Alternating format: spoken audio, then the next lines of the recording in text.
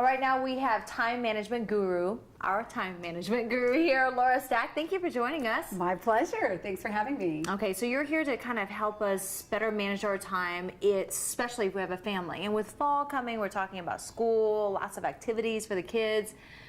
How do we get back into the swing of things? Well, the first thing I always do when my 3 kids start school is make sure I take a look at last year and kind of take a walk down memory lane and look at what didn't go very well. What do I really want to improve? Did we never eat dinner together? Were my children spending too much time on technology? Were homework assignments late? So I think that's the first thing you want to do when setting your goals is figure out what didn't go well. What about families with hectic schedules? Your kids have soccer practice, your daughter has tennis practice, you have to work, your husband has to work. Now what? Yes, and I think that's pretty typical for most families. I would say every week you have to have a powwow.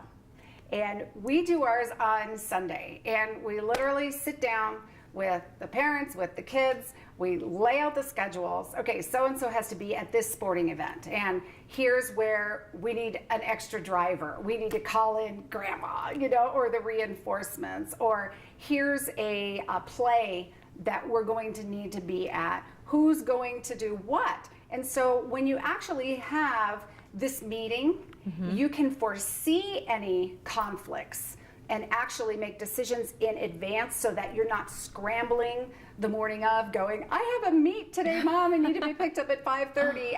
And so I think that it's really important to make sure everybody's on the same page at the beginning of the week. With a family involved, how do you keep track of all the activities for everyone? We have a place where each person has a different color. You can do it on a whiteboard, you can do it in software. They have apps now, so whatever, depending on the age of your children.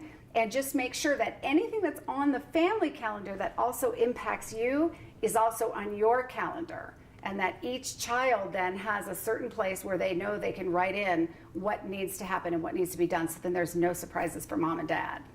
I like that. Now breathe. Now relax. Okay. Thank you, Laura. My pleasure.